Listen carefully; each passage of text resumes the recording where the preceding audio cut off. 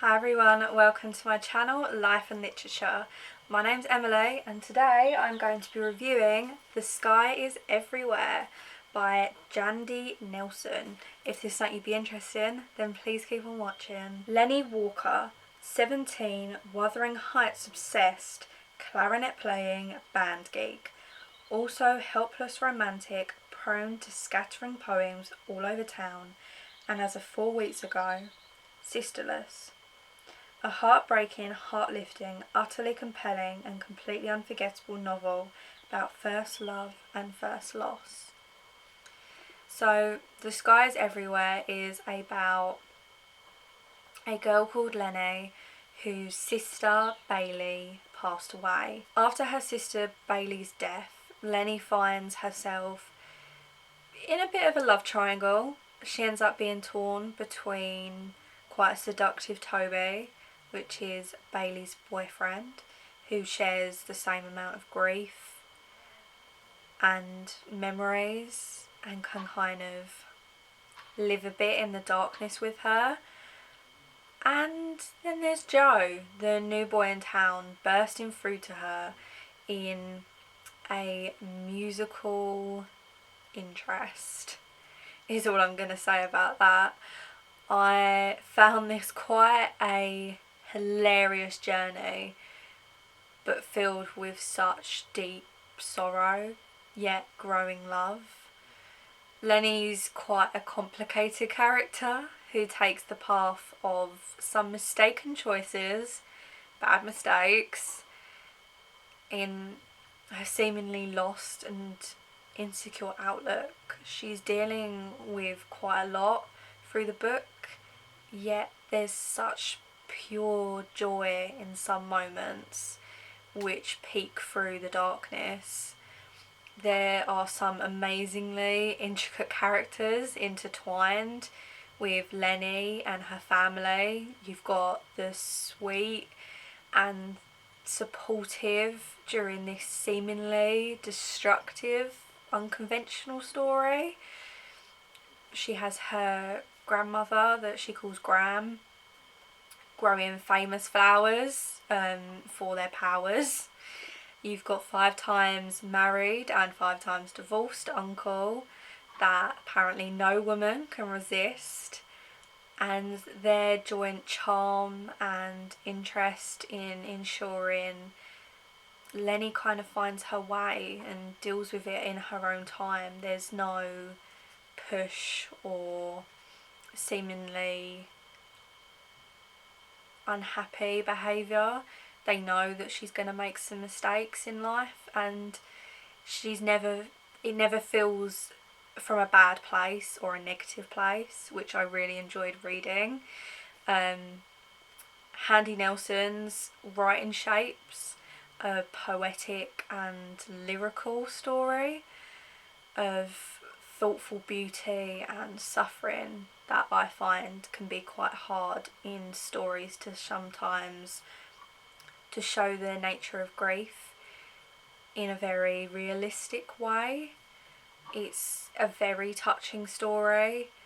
The way Sky is Everywhere connects with death, with becoming yourself, and having the potential to fall in love in all its beauty within that. Grief is forever.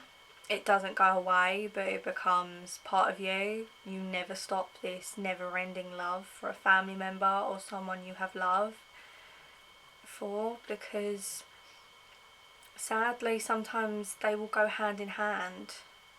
Grief and pure bellowing sadness.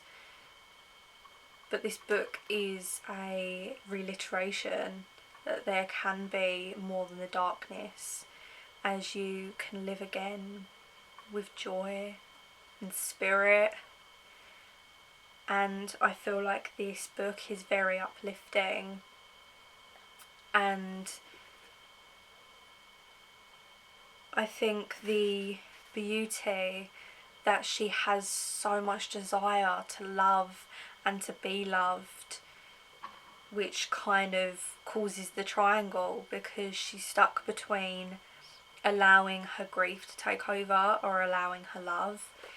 The constant little poems and notes that she leaves around town, I think, are perfect in a book like this. They're all very different. Some of them are kind of written, and it puts found written on a desk, Clover Public Library. And it says, Bailey, do you love Gran more than me? Nope. Uncle Big? Nope. What about Toby? I don't love anyone more than you, Lenny, okay? Me too. That's settled then. You'll never disappear like Mum? Never. Promise? God, how many times do I have to say it? I will never disappear like Mum. Now go to sleep. So they're little details about her life, about how she's feeling, and sometimes she can't even seem to express it when you're reading from her point of view, yet the little poems fill in some of the blanks of what's going on, how she might be feeling. Some of the important conversations that may seem like nothing but are very important just to daily life. She had, I think, a fantastic idea with doing that. Even little notes on pieces of paper. I'm not going to read any more of them because if you haven't read this book, you really need to. I really can't stress. These kind of books are, I think, pivotal to read. I don't know if maybe I read it now for the first time I'd feel the same. I read it about 5 years ago, and at the time maybe I was still a teenager, and I was probably still holding on to some of my own grief, and I feel like it just had a way of sometimes speaking to me without actually telling me what I needed to do. It was just more of an encouragement of reiteration that everyone's going to make mistakes, everyone's going to deal with things differently, everyone's still going to have their own issues. It's not a massive awakening to a new sense and lease of life, so you don't have to be so compelled to feel like it is, which I thought was really, really important. And I think all young adults should read this book. It is a very riveting and sweet and endearing book, and I really enjoyed it. So if that sounded interesting, I tried not to give too much away because I didn't want to spoil anything, because the poems are beautiful. Even the love story of kind of a bit of a triangle is really interesting, and I definitely think you should read this. If you enjoyed this review, then please hit the like button, subscribe if you haven't done so already, and I will see you in the next one. Bye.